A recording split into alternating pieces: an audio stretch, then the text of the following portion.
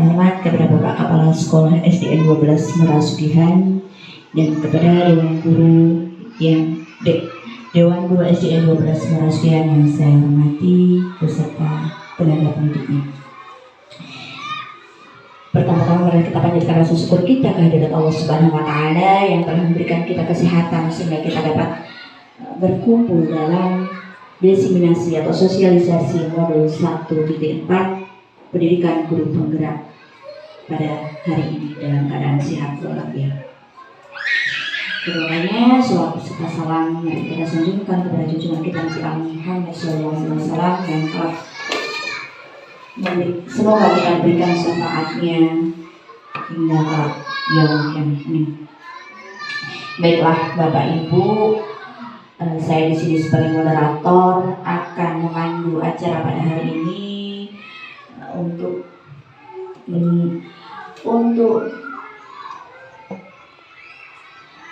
memperlancar jalannya acara pada hari ini. Acara yang pertama yaitu pembukaan, acara yang kedua sambutan kepala sekolah, acara ketiga inti, acara keempat penutup. Baiklah, untuk mempersingkat waktu kita buka acara pada hari ini dengan bacaan basmalah. Semoga dengan pembacaan basmalah dapat memperlancar acara pada hari ini. Acara yang kedua yaitu sambutan kepala sekolah kepada Bapak Dalang kami persilakan.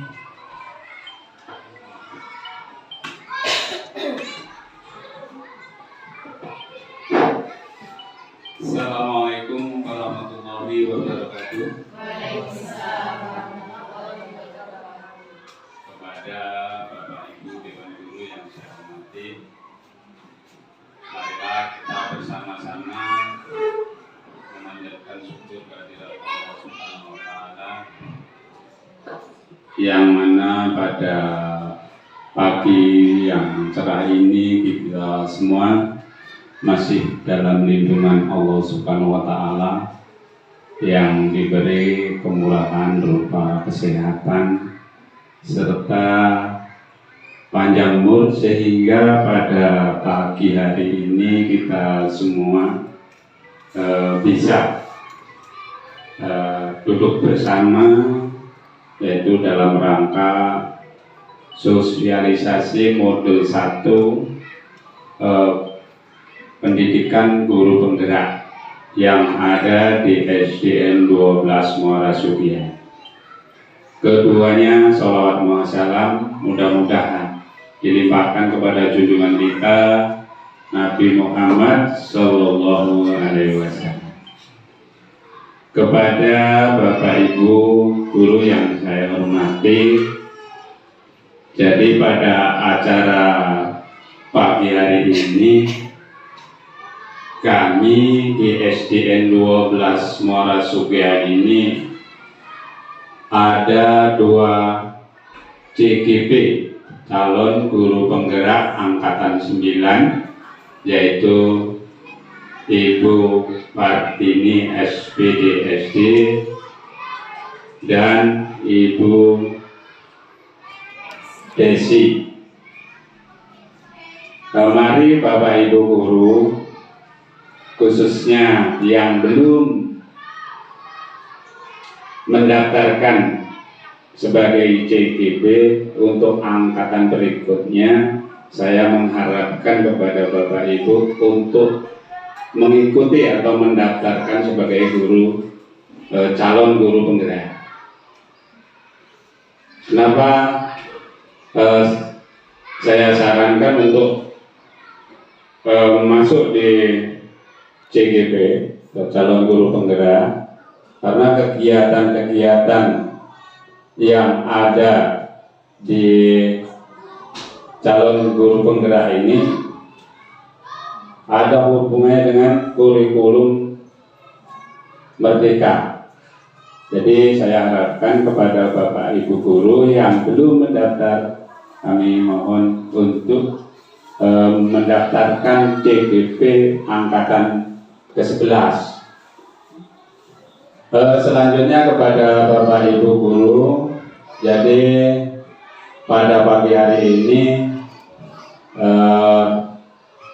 Ibu Partini selaku CGP yang bertugas di SDN 12 akan menyampaikan yaitu sosialisasi modul 1 pendidikan guru penggerak yang ada di SDN 12 Muara Sugian. Yang kedua, nanti juga dari Ibu Desi juga akan menyampaikan sosialisasi modul 1 pendidikan guru penggerak yang ada di SDN 12 Muara Sugian. Jadi kepada Bapak Ibu peserta ujian peserta sosialisasi nanti mohon kepada Bapak Ibu untuk mengikuti dengan sebaik-baiknya. Mungkin ada kegiatan-kegiatan yang ada di JGP ini yang mungkin belum jelas, mungkin yang perlu ditanyakan, nanti mohon itu akan ditanyakan kepada JGP yang ada di SDN 12 Muara Sugian. Selanjutnya kepada Bapak Ibu, saya selaku Kepala SDN 12 Muara Sugian sangat mendukung kegiatan khususnya CGP yang ada di SDN 12, yaitu Ibu Partini dan Bu Desi. Ini kegiatan yang positif, ya, kegiatan proses belajar mengajar yang positif. Jadi kami sangat mengharapkan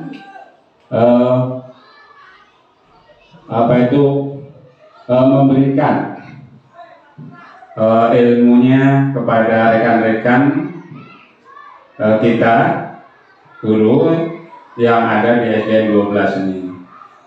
Jadi sekali lagi kepada Ibu berdua untuk memberikan ilmu yang telah didapatkan dari CGP ini kepada guru-guru kita. Jadi nanti untuk angkatan ke-11 atau mungkin 12, supaya Bapak Ibu guru akan mengikuti juga. Saya kira itu yang saya sampaikan. Akhirul kalam. Assalamualaikum warahmatullahi wabarakatuh. Dari Bapak Kepala Sekolah yang telah memberikan dukungan kepada kami, untuk yang kami ucapkan banyak terima kasih. Untuk acara selanjutnya yaitu acara inti. Sebelum kita acara inti dimulai, kita membaca doa terlebih dahulu kepada Bapak Mugito untuk memimpin doa. Kami persilakan. Assalamualaikum warahmatullahi wabarakatuh. Kepada seluruh anggota sosialisasi modul 1 pendidikan guru penggerak, mari kita berdoa, mudah-mudahan kita dalam memberikan ilmu pada anak kita senantiasa mendapat ridho dari Allah, akhirnya anak-anak kita akan jadi anak yang solih dan solihah yang berguna bagi agama, nusa dan bangsa. Amin.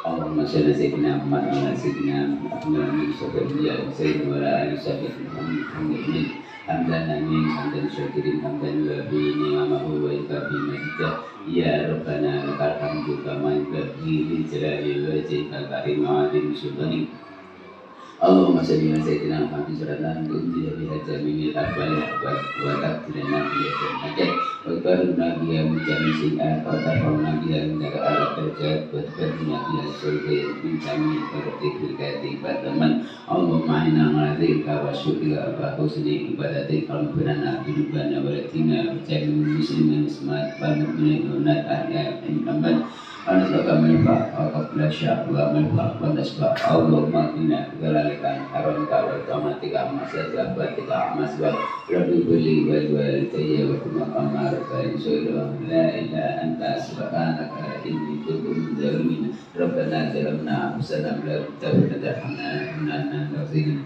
Rabbana lana asbatina wa dhurriyyatina qurrata a'yun waj'alna lil muttaqina imama Rabbana lana min asbatina wa dhurriyyatina qurrata a'yun waj'alna lil muttaqina imama Rabbana lana min asbatina wa dhurriyyatina qurrata a'yun waj'alna lil muttaqina imama Rabbana atina fid dunya hasanah wa fil akhirati hasanah wa qina adzabannar subhana rabbika rabbil izzati amma yasifun wa salamun sampai Rasulullah sallallahu alaihi wasallam acara doa sudah kita panjatkan, semoga lancar acara pada hari ini. Baiklah, acara selanjutnya yaitu acara inti yang akan disampaikan oleh Ibu Artini SPDSI. Kepadanya kami persilakan. Assalamualaikum warahmatullahi wabarakatuh. Salam dan bahagia Bapak Guru hebat. Baiklah Bapak Ibu Guru sekalian, hari ini saya akan mengadakan diseminasi atau pengimbasan tentang modul 1 mengenai menuntun segala kodrat pada anak untuk mencapai keselamatan dan kebahagiaan setinggi-tingginya, baik sebagai anggota masyarakat maupun sebagai manusia. Baiklah Bapak Ibu Guru hebat, sebelum kita melanjutkan materi kita pada hari ini, baiklah sekarang untuk membuat suasana pagi ini semakin semangat, baiklah marilah kita akan melaksanakan tepuk dulu. Baiklah Bapak Ibu, tepuknya nanti ada tepuk 1 ke sebelah kanan, tepuk 2 nanti Bapak Ibu bertepuk ke sebelah kiri, dan tepuk 3 nanti ke depan. Misalkan tepuk 4, 2 kanan, 2 kiri. Tepuk 5, 2 kanan, 2 kiri, depan 1. Bisa dimulai Bapak Ibu? Bisa. Baiklah, sekarang kita akan mulai untuk tepuknya. Tepuk 1, tepuk 2, tepuk 3, tepuk 4, tepuk 5. Iya, terima kasih. Tepuk tangan untuk kita semua. Iya, terima kasih Bapak Ibu Guru hebat. Baiklah, saya di sini akan melaksanakan diseminasi untuk tahap pertama. Itu ada pertanyaan pemantik atau pertanyaan pemula. Nah, di sini ada beberapa pertanyaan Bapak Ibu. Yang pertama, hukuman dapat mendisiplinkan anak. Kira-kira Bapak Ibu setuju apa tidak tentang kriteria yang pertama? Setuju ya. Ada yang kedua, pemberian hukuman dengan hal positif seperti membaca atau membersihkan halaman sekolah itu dapat meningkatkan disiplin anak. Nah, kira-kira bagaimana Bapak Ibu? Setuju. Oke. Yang ketiga, ada memberi penghargaan itu ternyata dapat meningkatkan motivasi belajar anak. Gimana kira-kira Bapak Ibu? Setuju apa tidak? Oke, setuju ya. Tadi jawabannya setuju semua ya. Terima kasih Bapak Ibu Guru hebat semuanya. Nah, Bapak Ibu, di sini ada perubahan paradigma tentang belajar. Nah, ada A dan B, itu ada teman Anda dalam satu bangku. Itu tolong dipraktekkan, salah satu bisa menggenggam tangan. Siapa yang akan menggenggam tangan? Silakan Bapak Ibu praktekkan. Iya, salah satu menggenggam tangan, yang satunya, teman yang satunya itu berusaha untuk melakukan supaya tangan yang kawannya menggenggam tadi bisa terbuka bagaimana. Itu upayanya banyak Bapak Ibu, bisa dilakukan dengan cara mungkin membujuk.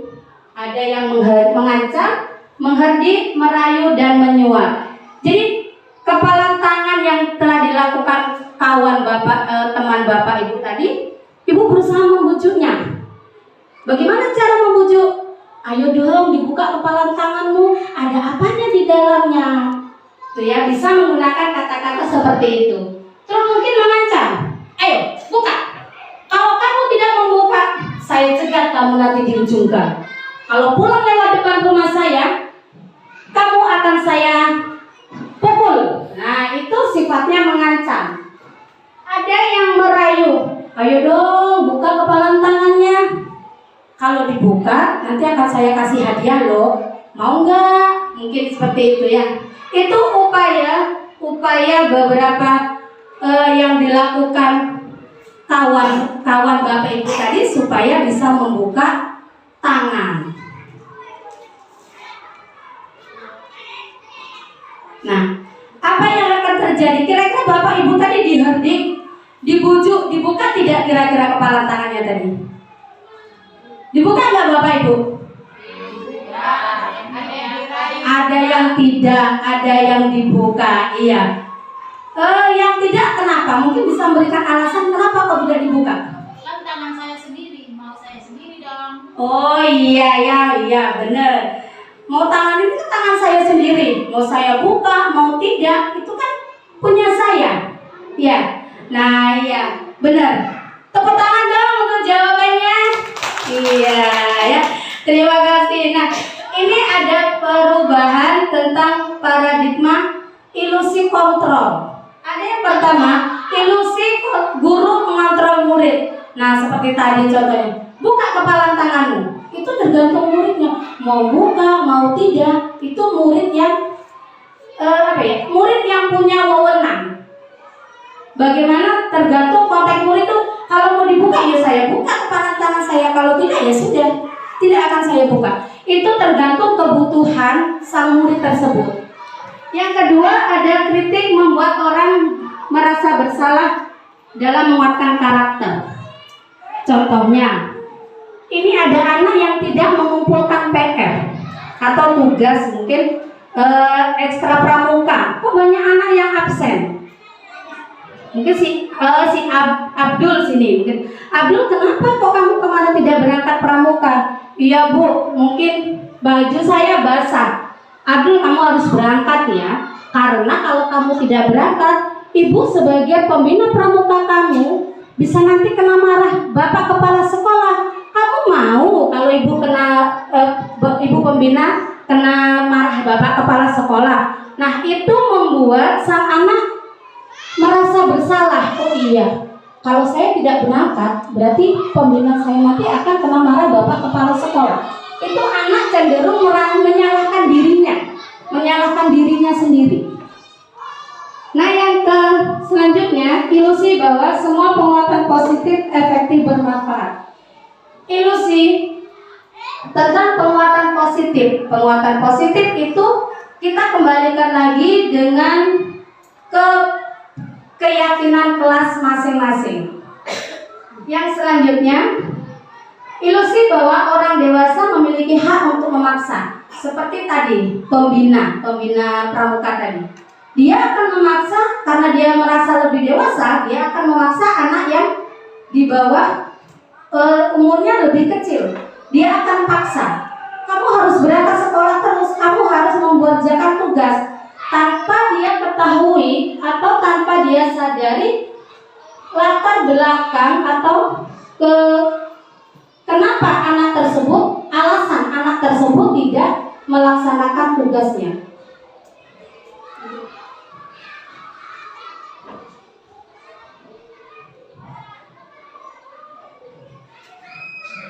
Nah, ini ada stimulus respon dan teori kontrol pilihan. Nah, di stimulus respon itu kita mencoba mengubah agar orang berpandangan sama dengan kita. Ya kayak tadi, Bapak Ibu ngepal tadi. Buka, jangan, ini saya jangan sampai dibuka karena saya mempunyai suatu keyakinan. Tapi kalau tetap buka, orang yang akan disuruh buka tadi keyakinannya belum tentu sama dengan orang yang menyuruh. Itu yang ada di stimulus responnya. Sedangkan di teori kontrolnya kita berusaha memahami pandangan orang lain tentang dunia. Kita harus sadar bahwa keinginan ini tidak dibuka, mungkin dia mempunyai tujuan tersendiri. Kenapa kok tidak sampai dibuka? Seperti tadi, anak tidak mengumpulkan PR. Kenapa anak ini tidak mengumpulkan PR? Mungkin kita bisa mencari alasannya. Jangan hanya kita memaksakan kumpulkan PR. Ternyata ada alasan tertentu yang masuk akal yang membuat anak tersebut tidak mengumpulkan PR. Di yang kedua, ada perilaku buruk dilihat sebagai suatu kesalahan. Perilaku buruk, contohnya anak sering datang terlambat, itu dianggapnya suatu kesalahan. Terus di teori kontrol itu semua perilaku memiliki tujuan. Anak yang sering datang terlambat tadi, itu dianggap kesalahan. Padahal kita tidak tahu apa latar belakang anak tersebut terlambat. Mungkin di rumah ngurus sedang ngurus orang tuanya, ya, atau mungkin karena membantu orang tuanya sehingga bangunnya telat, bangunnya siang, sehingga datang ke sekolah dia terlambat. Yang ketiga, ada orang lain bisa mengontrol saya. Nah, orang lain bisa mengontrol saya itu di stimulus responnya. Sedangkan Anda tidak bisa mengontrol orang lain, itu di teori kontrol pilihan. Orang bisa mengontrol saya. Yaitu tadi contohnya, kamu harus datang tepat waktu. Kamu tidak boleh datang terlambat lagi. Tapi tanpa dia menyadari alasan anak tersebut datang terlambat kenapa. Yang ketiga, pemaksaan ada pada saat bujukan gagal. Pemaksaan ada saat bujukannya gagal. Tadi kepalang tangan tadi dibujuk, dikasih uang, tetap tidak mau membuka. Itu Kak merasa sudah apa? Direspon tadi, sudah gagal saya dalam membujuk orang tersebut. Sama saat kita memberikan pengarahan pada anak, satu kali anak tersebut tidak melaksanakan, kita merasa gagal. Kita akan merasa gagal, tapi itu di responnya. Kalau di kontrolnya bagaimana? Kolaborasi dan konsensus menciptakan pilihan-pilihan baru. Tadi anak ditanya, kenapa kok kamu datang terlambat, Nak? Ibu saya sakit, Bu. Jadi saya harus merawat ibu saya terlebih dahulu. Saya harus mengantarkan adik saya ke sekolah. Mungkin itu alasan-alasan yang diberikan atau pilihan-pilihan yang diberikan oleh anak tersebut. Yang selanjutnya ada model berpikir menang kalah. Di kontrolnya berpikir menang kalah. Saya yang menang, kamu yang kalah. Ada di teori kontrol itu yang harus menang dan menang.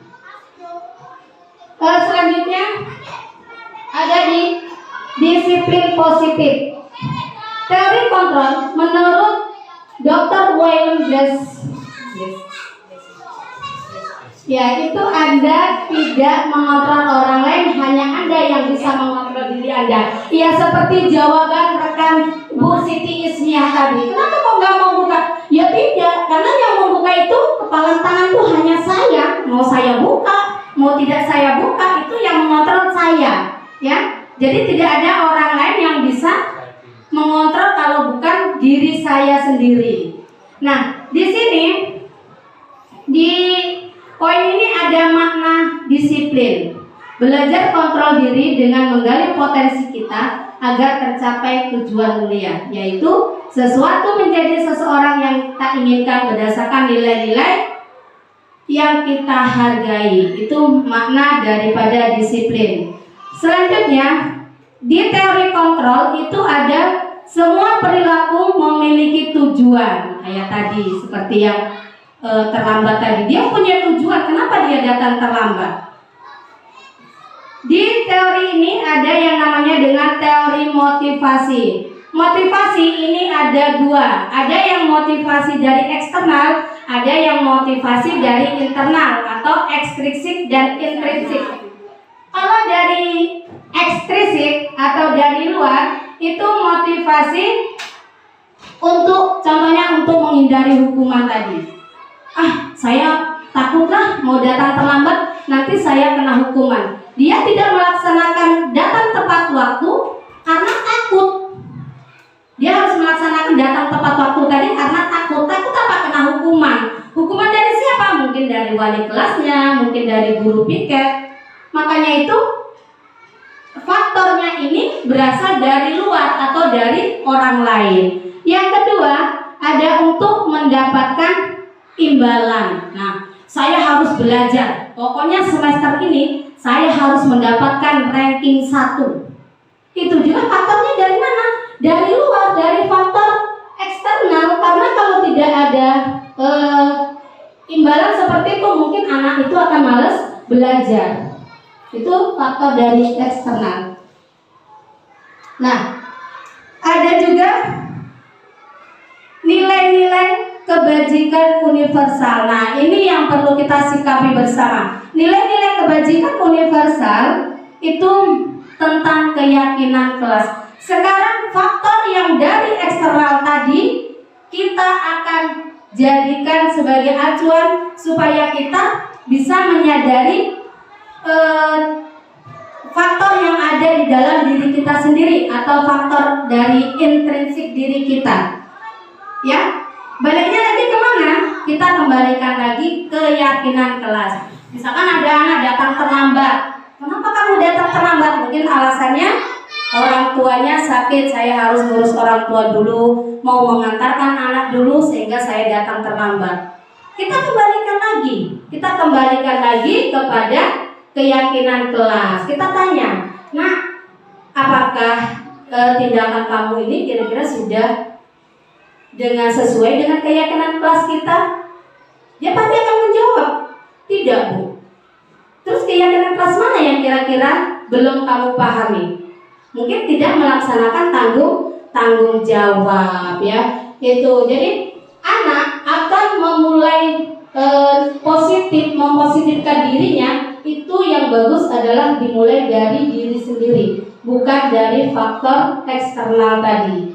Kalau faktor eksternal itu hanya sifatnya hanya sebagai sementara. Kalau tidak ada hadiah, mungkin kalau malah selesai belajar nggak ada hadiah juga, mungkin akan seperti itu.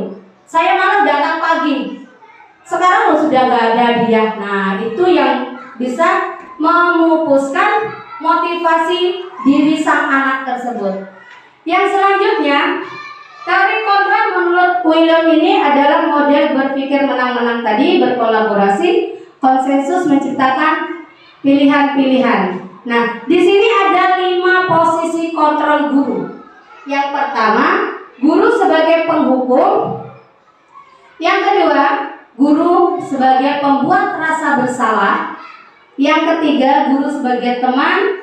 Dan yang keempat, guru sebagai pemandu, serta yang kelima, guru sebagai manajer. Nah, ini ya, manajer ternyata bukan hanya perusahaan yang mempunyai manajer, guru pun bisa sebagai manajer. Di 5 posisi kontrol penghukum ini. Di sini penghukum itu sifatnya menyakiti sang anak. Anak itu akan secara fisik, secara psikologisnya itu akan merasa tersakiti. Contohnya, dibentak. Kenapa kamu datang terlambat terus? Setiap hari datangnya terlambat. Nah, itu tidak boleh karena itu sudah menyakiti anak. Cenderung kemana? Anak tersebut suatu saat bisa dendam dengan gurunya. Bahkan pada pelajaran yang diampu oleh guru tersebut, anak tidak akan bisa mengikuti atau nggak mau. Saya tidak maulah pelajaran IPA, gurunya galak. Nah, seperti itu. Efeknya kemana? balik lagi ke anak yang merasa dirugikan. Yang selanjutnya adalah pembuat rasa bersalah yang seperti tadi. Kenapa kamu tidak mengerjakan tugas sekolah? Nah, kerjakan tugas sekolah, karena kalau kamu tidak mengerjakan tugas, ibu akan kena marah dari bapak kepala sekolah. Contohnya seperti itu. Kata-kata seperti itu akan cenderung membuat anak merasa bersalah. Iya, karena gara-gara saya ini nanti ibu dipanggil bapak kepala sekolah. Ibu guruku akan diberi sanksi oleh bapak kepala sekolah. Itu yang perilaku membuat rasa bersalah. Yang selanjutnya sebagai teman. Nah, ayo sini. Yuk kita kerjakan bareng-bareng tugas ini. Kita kerjakan bersama-sama. Misalkan membuang sampah, kerjakan bersama-sama. Membersihkan ruangan, ayo nak kerjakan. Nah, kata-kata juga seperti itu sebenarnya juga tidak memadai. Jadi kalau anak diberi kata-kata seperti itu, alah, mungkin dia bisa menyepelekan lagi di belakangnya. Alah, saya nggak mau lah. Mungkin cuma dikasih itu, cuman disuruh bersih-bersih sambil larilah. Mungkin hanya seperti itu. Terus di sini sebagai manajer, pemantau ini intinya seorang guru ini hanya melihat sejauh mana anak tersebut melakukannya.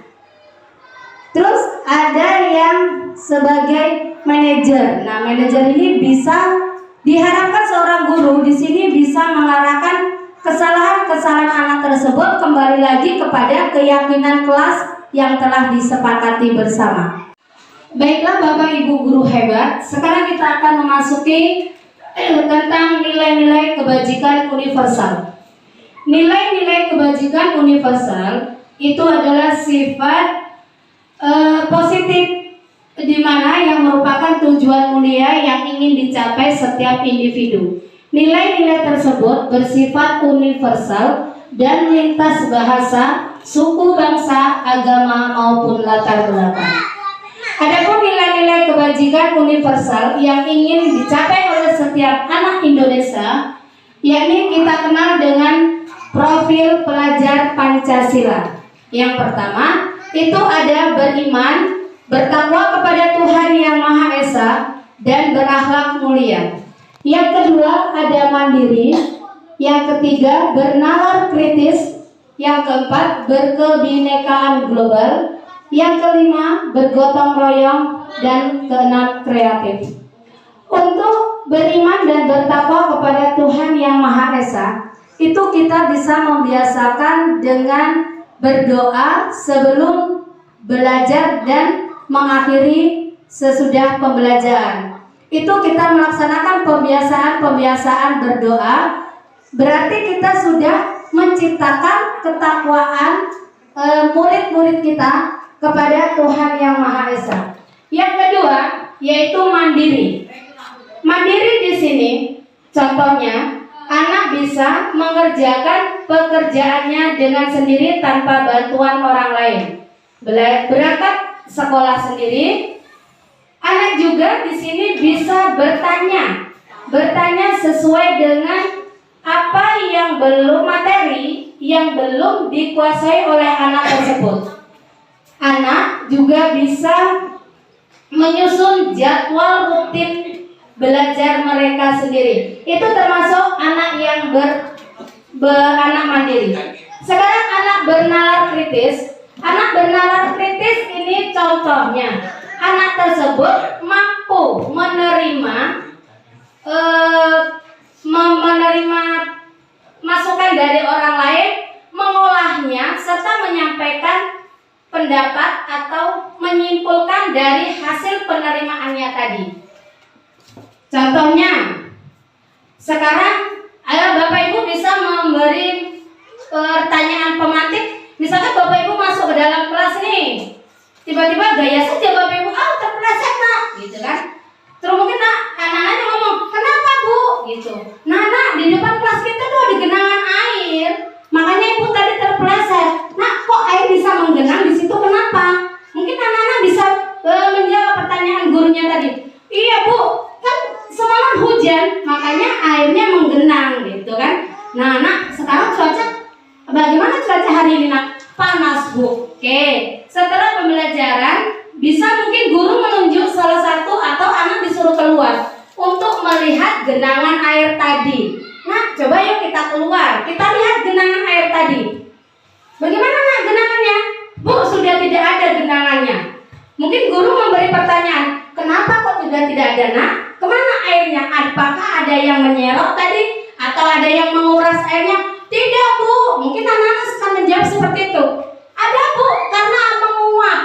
Nah ya, kenapa bisa menguap? Nah iya bu, kan panas ini. Makanya matahari bisa menyerap airnya. Nah ya, benar. Jawaban anak-anak tadi benar bahwa penguapan itu terjadi di siang hari saat ada sinar matahari. Itu menunjukkan bahwa murid tersebut sudah bernalar kritis, sudah bisa menyimpulkan pengetahuan yang dia dapatkan. Yang selanjutnya adalah berkebinekaan global. Artinya berkebinekaan itu kan berbeda-beda tetapi tetap satu. Baik dari bahasa daerah maksudnya ya, suku, agama, mereka dalam satu lingkup ini, dalam satu kelas bisa bersatu. Yang selanjutnya ada bergotong royong. Bergotong royong itu mungkin bisa kita terapkan dalam keyakinan kelas kita karena bergotong royong sering dilaksanakan di sekolah ataupun di kelas. Contohnya bersih-bersih itu masih menggunakan semangat gotong royong. Kreatif di sini anak bisa menciptakan pembelajaran yang dia inginkan. Dia inginkan sendiri. Contohnya sedang berdiskusi. Anak kreatif berdiskusi karena yang satu mengungkapkan pendapatnya, yang satu mengungkapkan pendapat. Mereka saling berkolaborasi untuk mengolah dari beberapa pendapat kawannya tadi sehingga menemukan satu tujuan atau satu pendapat yang akan disepakati oleh kelompoknya tadi. Ada di sini teori motivasi, hukuman, dan penghargaan serta restitusi. Teori motivasi perilaku manusia. Yang pertama, untuk menghindari ketidaknyamanan atau hukuman itu ada dari faktor eksternal atau faktor dari luar. Yang kedua, untuk mendapatkan imbalan dari orang lain atau institusi itu juga merupakan motivasi eksternal. Yang ketiga, untuk menghargai diri sendiri itu merupakan motivasi internal atau tujuan disiplin positif kita tadi. Jadi sebenarnya semua perilaku itu mempunyai tujuan. Anak datang terlambat, tadi dia juga mempunyai tujuan. Kenapa dia datang terlambat? Nah, di sini dikatakan untuk menghindari ketidaknyamanan atau hukuman itu bisa. Apa yang akan terjadi apabila saya tidak melakukannya? Kira-kira apa yang akan terjadi bila saya tidak melakukannya? Mungkin tidak akan mendapatkan hukuman. Yang kedua, apa yang akan saya dapatkan apabila saya melakukannya? Akan saya dapatkan apabila saya melakukan kan akan mendapatkan apa itu? Imbalan. Itu merupakan motivasi yang berasal dari luar. Nah, semua itu ada kaitannya dengan anak yang dikatakan dengan anak merdeka. Merdeka di sini bukan berarti merdeka bebas melakukan apa saja, tetapi merdeka yang di sini yang dimaksud adalah merdeka masih menggunakan kaidah-kaidah yang positif. Nah, di sini dikatakan menurut Ki Hajar Dewantara, merdeka itu artinya tidak hanya terlepas dari perintah, akan tetapi juga cakap buat memerintah diri sendiri. Artinya, merdeka itu bukan hanya dari perintah yang tadi ya, faktor eksternal, tapi merdeka juga anak tersebut bisa menciptakan motivasi itu tumbuh dari faktor intrinsiknya atau faktor dari dalam dirinya. Nah, di sini ada dihukum oleh penghargaan. Ternyata penghargaan itu juga bisa menghukum. Ada penghargaan bisa menghukum, dihukum oleh penghargaan. Pengaruhnya ini ada pengaruh jangka pendek dan jangka panjang. Ada juga penghargaan menghukum, penghargaan mengurangi ketepatan, penghargaan tidak efektif, penghargaan merusak hubungan. Penghargaan jangka panjang pengaruhnya terhadap jangka panjang dan jangka pendek.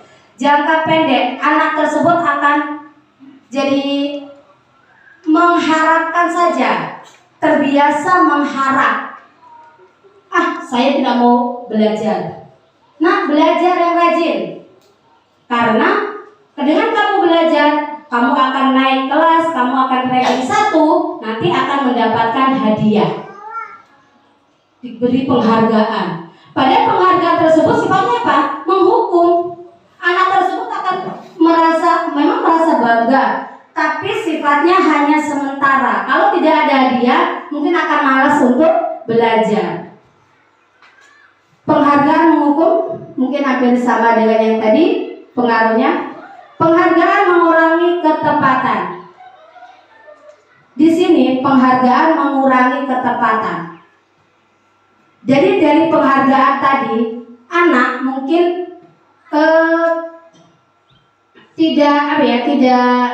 tidak konsisten lah dengan pekerjaannya. Dia mungkin akan cenderung gitu, menyepelekan lah ibaratnya. Mungkin saya kalau sudah diberi buku 1, malas lah untuk belajar.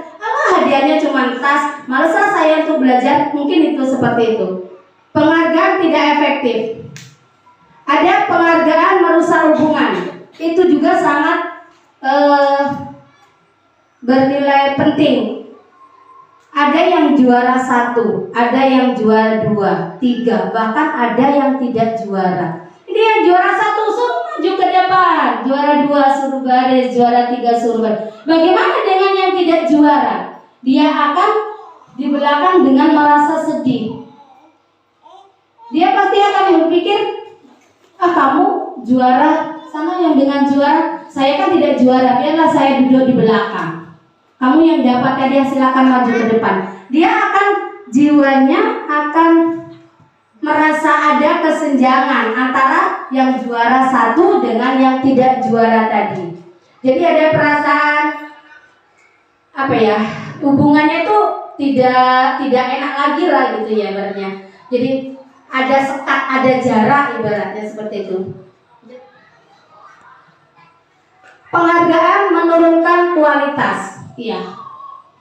Penghargaan menurunkan kualitas. Ini anak yang diberi penghargaan terus dapat sertifikat, dapat piala, dapat pokoknya sejenis penghargaan yang banyak. Kalau dia suatu saat tidak ada penghargaan, dia akan malas belajar, nggak ada penghargaan. Kalau sekarang sudah tidak ada hadiah lagi, malaslah saya belajar, biarlah saya seperti ini saja. Seperti itu. Penghargaan mematikan kreativitas, benar. Setuju nggak Bapak Ibu? Kalau penghargaan mematikan kreativitas? Iya. Setuju. Iya, mematikan kreativitas. Jadi anak yang cenderung bisa menciptakan sesuatu ini karena ada penghargaan. Begini saja juga dapat hadiah. Saya gambarnya seenak saya sajalah, gambar begini. Ini nanti juga dapat hadiah, dikasih bintang 5. Seperti itu ibaratnya. Jadi itu mematikan kreativitas anak. Seharusnya anak yang bisa berkreatif lebih tinggi lagi, lebih banyak lagi. Dia cukup sekian, cukup. Ini juga nanti dikasih bintang 5, ini juga nanti dikasih bintang 4. Seperti itu persepsinya. Jadi anak tersebut akan malas untuk berkreatif lagi. Yang selanjutnya, Penghargaan mengurangi motivasi intrinsik. Nah, seperti tadi. Hampir mirip dengan kreativitas tadi. Mematikan motivasi intrinsik. Jadi motivasinya itu akan terputus karena tidak ada kurang apa tadi? Hanya ada di otaknya tadi hanya ada penghargaan dan penghargaan.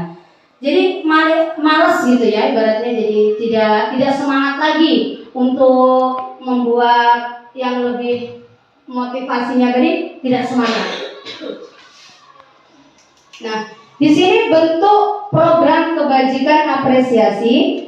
Dalam memberikan apresiasi atau pengakuan perlu diingat beberapa hal. Yang pertama, beri pengakuan secara khusus, beri pengakuan secara pribadi, beri pengakuan kepada murid, semua murid secara bergantian, beri pengakuan secara konsisten dan fokus pada proses.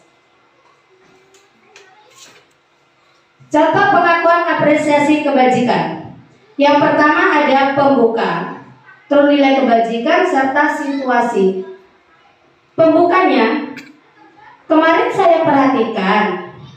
Nah, nilai kebajikannya rasa empatimu lebih besar sekali situasi pada saat menolong murid baru di kelas. Mungkin gini, contohnya, kemarin saya perhatikan kamu kok diam saja, tidak menyapa murid baru yang ada di dalam kelas kita. Itu sudah menunjukkan bahwa pembukanya kita sudah ada perhatian. Nilai kebajikan di mana? Kita sudah menunjukkan rasa empati kita kepada anak tersebut. Situasinya saat ada murid baru. Yang selanjutnya ada pembukanya saya menghargai. Nilai kebajikan tentang kepedulian situasi pada saat kamu membantu temanmu di tugas kelompok. Nah, ini Bapak Ibu guru hebat. Sekarang ada tindakan guru. Nanti kira-kira Bapak Ibu jawab ya, termasuk hukuman atau konsekuensikah pernyataan tersebut? Yang pertama, mencatat 100 kali di dalam buku kalimat saya tidak akan terlambat lagi karena terlambat ke sekolah. Nah, itu kira-kira merupakan hukuman atau konsekuensi? Konsekuensi. Oke. Yang kedua, lari mengelilingi lapangan basket 2 kali karena terlambat hadir di sekolah. Hukuman atau konsekuensi? Hukuman, iya. Yang selanjutnya, murid diminta untuk push up 15 kali karena tidak menggunakan masker ke sekolah. Termasuk apa Bapak Ibu? Hukuman. Oke. Menggantikan kertas tugas teman yang telah dicoret-coret? Konsekuensi. Ya, selanjutnya membersihkan tumpahan air di meja tulis karena tersenggol pada saat belajar. Konsekuensi. Murid disuruh untuk mengenakan sepatu seharian di sekolah karena tidak mengenakan sepatu hitam. Hukuman atau konsekuensi? Hukuman. Lari mengelilingi lapangan basket 2 kali karena terlambat 10 menit untuk pelajaran PJOK. Hukuman. Oke. Ya, terima kasih Bapak Ibu, tepuk tangan untuk jawabannya. Baiklah Bapak Ibu guru hebat.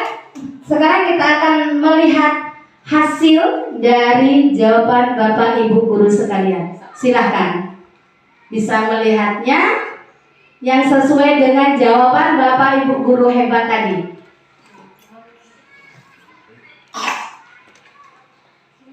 Iya. Sudah Bapak Ibu guru? Mencatat 100 kali di dalam buku saya tidak akan terlambat lagi, termasuk hukuman. Iya. Kira-kira tadi ada yang menjawab terus tidak, jawaban semua benar, tidak ada yang salah. Hanya kurang tepat. Iya. Kira-kira bagaimana Bapak Ibu? Alasannya kenapa kok hukuman? Yang mana Bapak Ibu? Yang mana? Pertama, Yang pertama. terlalu banyak. tidak akan terlambat lagi. Itu untuk terlambat ke sekolah. Kenapa kok bisa hukuman? Iya. Baiklah Bapak Ibu, di sini untuk tindakan guru yang dilakukan oleh guru tersebut itu sudah bersifat menyakiti anak. Menyakiti anak baik secara fisik maupun secara psikisnya. Jadi jiwa anak itu sudah tersakiti. Mencatat di dalam buku 100 kali. Bayangkan Bapak Ibu, 100 kali dia harus menulis. Kira-kira capek apa tidak? 100 kali, saya tidak akan terlambat lagi. Saya tidak akan terlambat lagi. Saya tidak akan terlambat lagi. Sampai 100 kali. Itu sudah menyakiti anak. Jadi anak itu sudah cenderung merasa tersakiti. Terus bahkan anak tersebut ini mungkin dalam ingatannya akan ingat terus tentang hal itu. Ingat, bahkan anak tersebut mungkin dalam pembelajaran yang diapu oleh guru tersebut tidak mau mengikuti. Alah, itu sudah menghukum saya nggak akan ikut pelajaran. Malas saya ikut pelajaran. Gurunya galak. Masa saya disuruh nulis sampai 100 kali? Apa nggak capek tangan saya? Mungkin dia berpikiran seperti itu Bapak Ibu ya. Jadi dia merasa tersakiti. Ya, terima kasih atas pertanyaan dari Ibu Umi tadi. Tepuk tangan untuk kita semua. Iya, boleh lanjut. Nah, ini perbedaan antara hukuman dan konsekuensi tadi. Jadi kalau hukuman itu sesuatu yang menyakitkan harus terjadi. Anak tadi merasa sakit Bapak Ibu kalau disuruh nulis. Sakitnya ini mungkin akan teringat terus sampai dia dewasa kelak. Oh, saya pernah dihukum loh sama bapak ini suruh nulis. Pernah dihukum oleh ibu ini. Nah ini membuat anak sakit fisik maupun hati untuk jangka waktu yang lama atau waktu yang pendek. Dia akan teringat terus tentang kejadian tersebut. Nah yang selanjutnya kalau di konsekuensinya membuat anak merasa tidak nyaman. Terus ada di hukuman anak membenci kedisiplinan. Di konsekuensinya itu ada tanggapan paksaan untuk stimulus. Terus yang selanjutnya mendorong anak menyakiti diri sendiri. Konsep diri yang baik dan konsep diri yang buruk. Jadi konsep diri yang buruk itu anak akan belajar menyembunyikan kesalahannya. Jadi anak itu cenderung apa? Kalau menyembunyikan kesalahannya, dia akan cenderung untuk berbohong. Iya. Terus konsep yang baik, anak belajar untuk mematuhi peraturan. Ada juga konsep yang buruk daripada hukuman, anak akan merasa marah, ya, merasa bersalah, dipermalukan, merasa tak dihargai, ya, merasa bersalah, merasa dipermalukan. Suruh nulis tadi, sudah banyak nulis, malu saya, apalagi dipanggil secara terpisah. Panggil sendiri, tulis kalimat ini sampai 100 kali. Jadi anak tadi merasa tidak dihargai, padahal kesalahan cuma sekali ibaratnya, tapi sudah diberi hukuman. Yang konsep diri yang baik, kehilangan hak, dibuat tidak nyaman, diasingkan untuk sementara.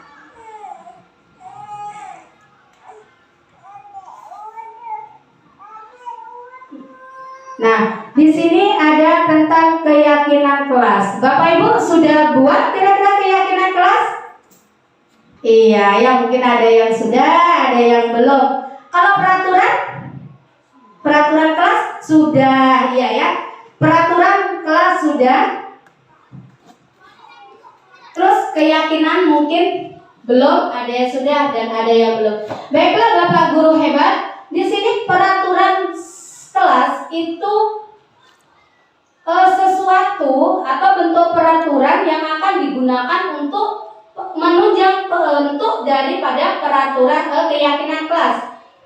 Jadi dari peraturan-peraturan yang telah disepakati oleh anak warga satu kelas itu nanti akan dibuat sebagai bentuk keyakinan kelas. Jadi peraturan itu dan keyakinan itu kelas diambil dari beberapa poin yang disepakati bersama dari peraturan-peraturan kelas tadi.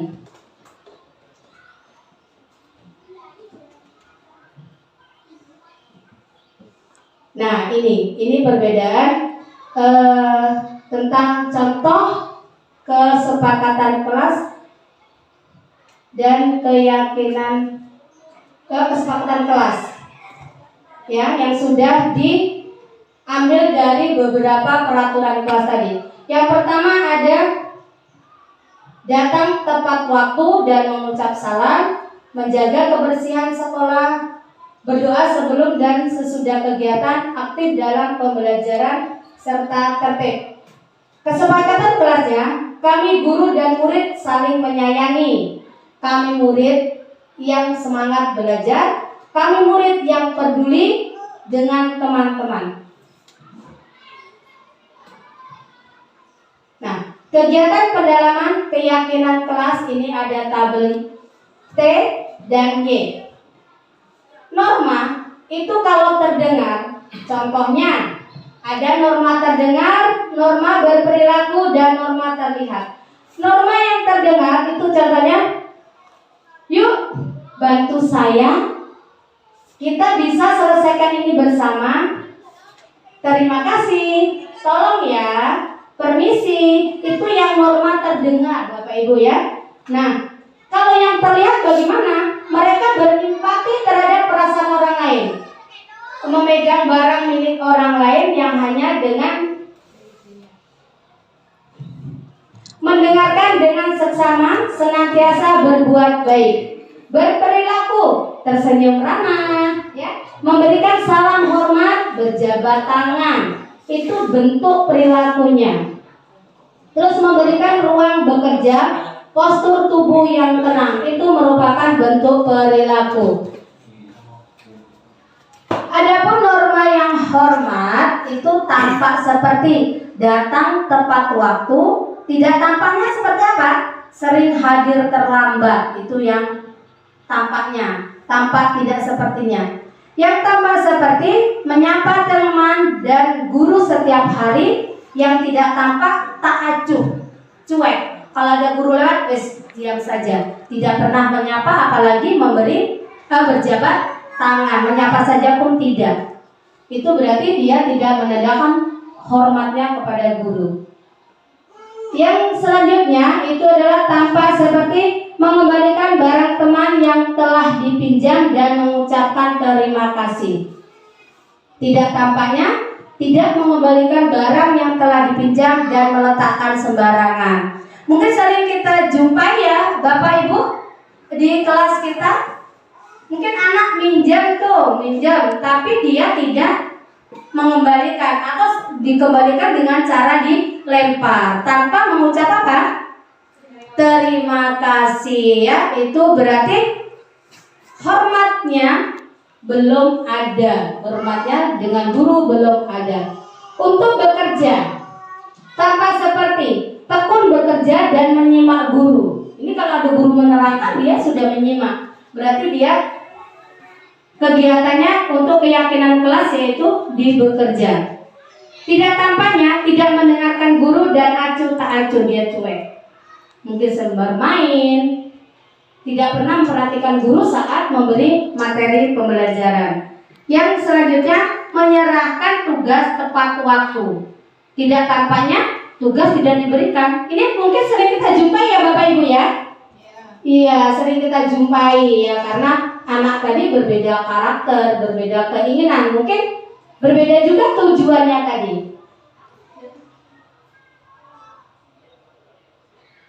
Nah, ini Bapak Ibu, ada beberapa peraturan, ada keyakinan kelas. Nah, peraturan selalu mengembalikan buku ke tempatnya.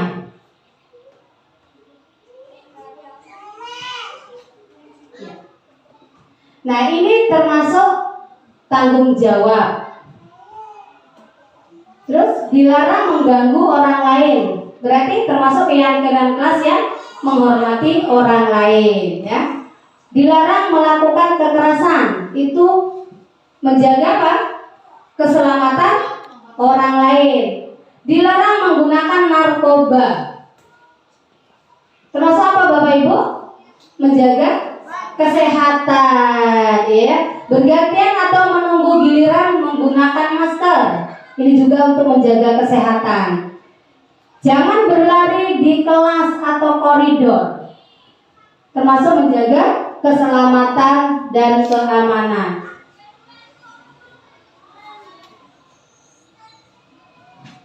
Sekarang kita, Bapak Ibu guru hebat, masih semangat mengikuti desiminasi ini? Masih. Alhamdulillah masih semangat ya.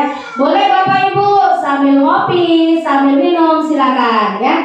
Kita akan lanjut tentang kebutuhan dasar manusia dan dunia berkualitas. Kebutuhan dasar manusia itu ada 5 Bapak Ibu ya. Yang pertama, kasih sayang dan rasa diterima. Yang kedua ada kesenangan. Yang ketiga ada penguasaan. Keempat kebebasan. Kelima bertahan hidup. Nah ini Bapak Ibu, tadi ada 5 ya, 5 kebutuhan dasar hidup manusia. Nah kira-kira nih Bapak Ibu, untuk pernyataan yang ada di depan termasuk yang manakah tadi? Ya ada kesenangan, membutuhkan cinta dan kasih sayang, penguasaan, kebebasan, atau bertahan hidup. Ibu guru bilang, aku tidak boleh bersenandung sewaktu mengerjakan tugas. Katanya, kelas harus tenang, tidak ada suara. Padahal aku kan suka menyanyi. Nah, ini termasuk kebutuhan apa Bapak Ibu? Kesenangan. Oke, kita simpan dulu ya jawabannya. Siap. Yang kedua, ibu guru tidak mau nyapaku hari ini. Padahal aku pakai jepit rambut baru. Termasuk apa? Kasih sayang. Oke, kita simpan dulu. Yang ketiga, aku bosen. Masa belajarnya cuma gitu-gitu aja, dengerin ibu guru aja. Kira-kira? Kebebasan, iya. Yang selanjutnya ini ada aku sebel, gambarku tidak rapi. Malah ibu guru nunjukin ke teman-temanku di depan kelas. Termasuk penguasaan. Oke, tepuk tangan dulu untuk jawaban Bapak guru hebat. Iya. Oke, Bapak Ibu guru hebat, kita lanjutkan ke tentang restitusi. Apa sih itu restitusi? Restitusi adalah proses menciptakan kondisi bagi murid untuk memperbaiki kesalahan mereka, sehingga mereka bisa kembali pada kelompok mereka dengan karakter yang lebih kuat. Restitusi itu juga merupakan proses kolaboratif yang mengajarkan murid untuk mencari solusi masalah mereka dan membantu murid berpikir tentang orang seperti apa yang mereka ingin menjadi tujuan mulia dan bagaimana mereka harus memerlukan orang lain.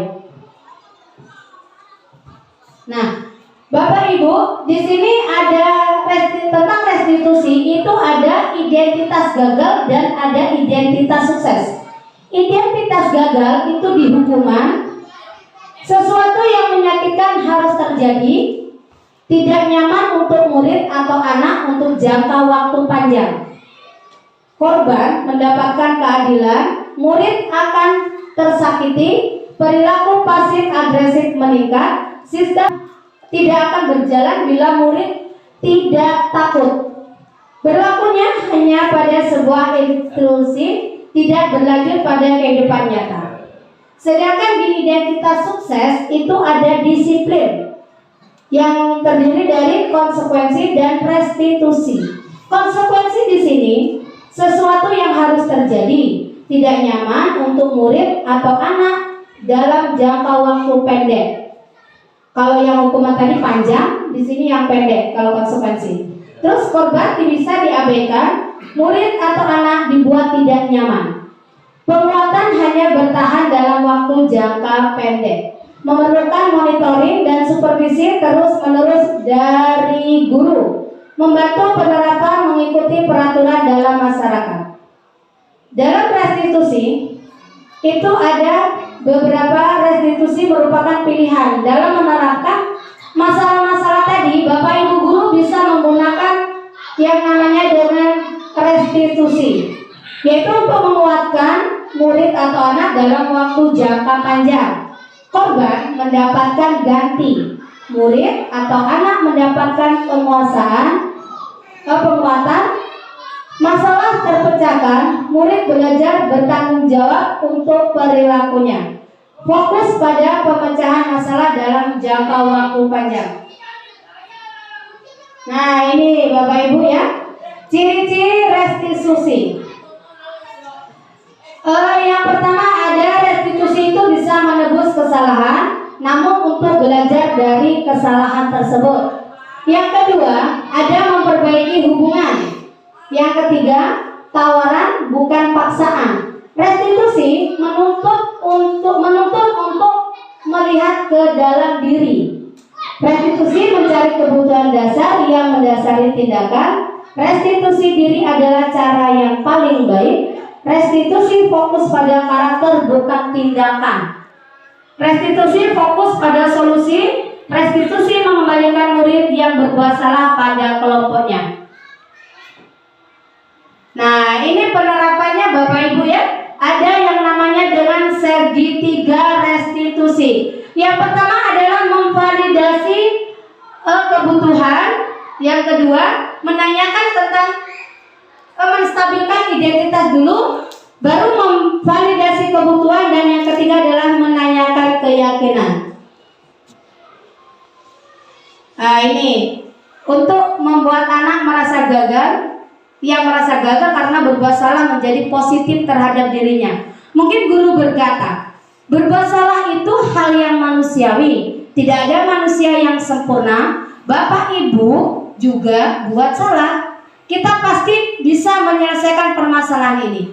Bapak Ibu tidak tertarik untuk mencari tahu siapa yang benar, siapa yang salah, tetapi Bapak Ibu lebih tertarik untuk menyelesaikan masalah. Itu adalah permasalahan untuk menstabilkan identitas. Kata-kata seperti itu yang digunakan untuk menstabilkan identitas.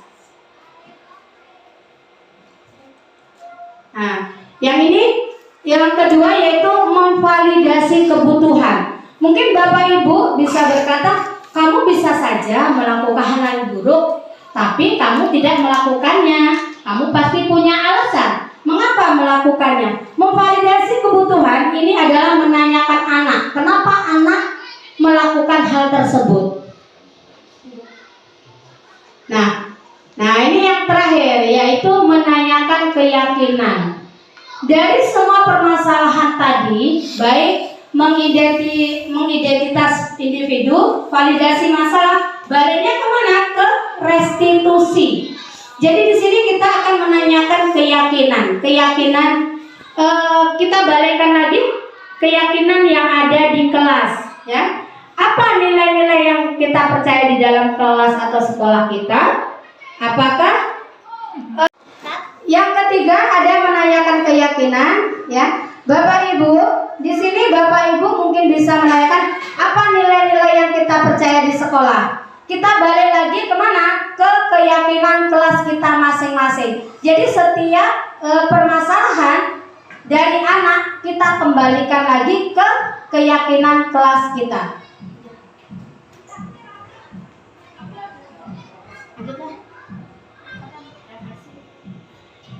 Nah ini ya, ini Bapak Ibu, karena kita sudah melaksanakan seminar sosialisasi tadi, sekarang kita ada di penghujung. Kita akan merefleksi dari pembelajaran kita pada siang hari ini.